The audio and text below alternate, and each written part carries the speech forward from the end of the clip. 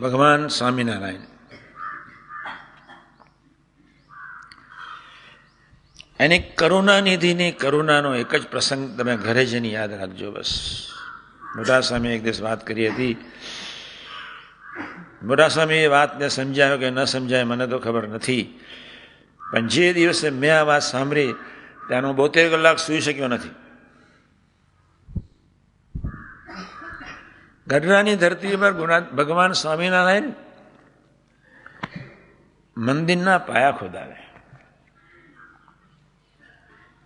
પાયા ખોદેલા તેના તો પથરાની જમીન એટલે થોડા રોડ પર પથરા પડ્યા હોય. કોઈ ડોશી બિચારી જતી છે મારા જેવી ચશ્માવાળી, એ પથરા જોડે અથડાઈ. અથડે ને ડોશીનું મશીન ફાટ્યું ને એને ચોપડી ગરમ થઈ, પથરો ઊંચક્યો આક્રોશભેરા ભાવથી, લે ભગવાનિયા તારો પથરો તારી પાસે, એમ કરીને પેલા પાયામાં પથરો નાખ્યો. લે પુણ્ય કર્યું, હેતથી નાખ્યો, મહિમાથી ઊંચક્યો.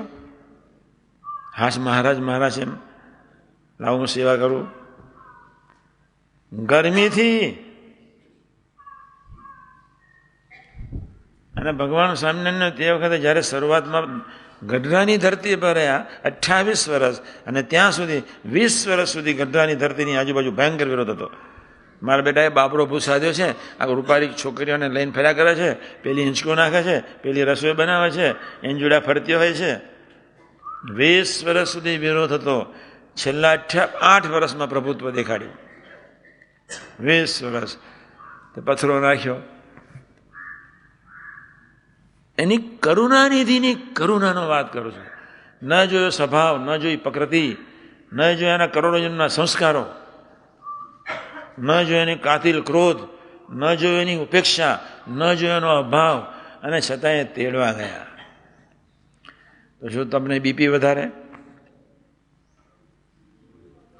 તેડવા ગયા એના આત્માને. કોઈ ખૂણામાં બેસીને વિચાર કરો, થોડુંક વિચારને પામો, થોડાક વિચારને પામો. કરુણા નિધિની કરુણામાં સ્નાન કરીને સાધના માત્ર પૂરી થઈ જાય. કરોડ વિષયનું દુઃખ મને આવો, તમારું કરોડ માં ભગવાન સામે વિકતી નથી પાડી. તમે નિષ્ઠાવાન છો, તમે ભગવાનના સંતોના યોગમાં છો, તમે એકાંતિક થયા કે ન થયા, સુરત થયા કે ન થયા, આત્મીય થયા કે ન થયા, એવું નક્કી નહીં કર્યું. અમને કહ્યું છે પાછળ, જે આત્મીય થશે, મારી વાતને સમજશે, જે નિષ્ઠાવાન થશે, કોઈનો અભાવ નહીં લે, અવગુણ નહીં લે, એનું દુઃખ હું માથે લઈ લઈશ, એવું ને કહ્યું. ભગવાન સ્વામિનારાયણ બોલ્યા છે. ભગવાન સ્વામિનારાયણ એવું બોલ્યા છે, ગમે તેવો હોય પણ અલ્પ સંબંધવાળો હોય, એના કરોડ વિશેનું દુઃખ હું લઈશ મારા માથે, પણ મારે એને સુખ્યો કરવો છે. કરુણાનિધિના એ આશીર્વાદ, કરુણાનિધિના એ વચનામૃત, કરુણાનિધિનું એ કાર્ય, કરુણાનિધિના એ લીલા, કરુણાનિધિનું ભક્તો માટેનું, ભક્તોમાં ડૂબી જવાનું એક સહજ સેવા, સહજ ભક્તોની સેવા, એ જ ભગવાન સ્વામિનારાયણની પરમ સાધના આપણને શીખવાડી ગયા. બસ આવ્યા. શક્ય જ નથી. કૃપા, હે મુક્તાનંદ સ્વામી, આટલી જ જે દિવસે તમને ખબર પડી જાય કે અમે કૃપા સાધ્ય છે, તે દિવસે તમારી સાધના પૂરી થઈ જાય. કમનસીબ એવી નાલાયક સાત્વિક વૃત્તિઓ, નાલાયક સાત્વિક સમજણ, ભગવાન સિવાય બીજી કોઈ વૃત્તિઓને રાજી કરવાની જડ ભાવનાઓ, જેના ફળ સ્વરૂપે આ પરાવાનીના એક એક અનમોલ શબ્દ આપણી ચેતનાને સ્થિર થઈ શકતા નથી.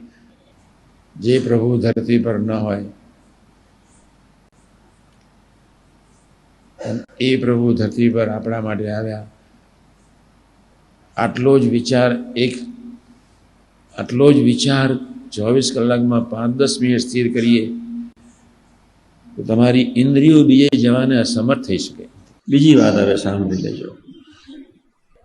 એ કોઈ પણ તપશ્ચર્યાથી, કોઈ પણ ગુણોથી, કોઈ પણ ઐશ્વર્યથી, કોઈ પણ પ્રતાપથી, કોઈ પણ રિદ્ધિ સિદ્ધિથી, દાન, યજ્ઞ, વ્રત, તપ કશાથી ભગવાનની પ્રાપ્તિ છે જ નહીં, એના દર્શન છે જ નહીં.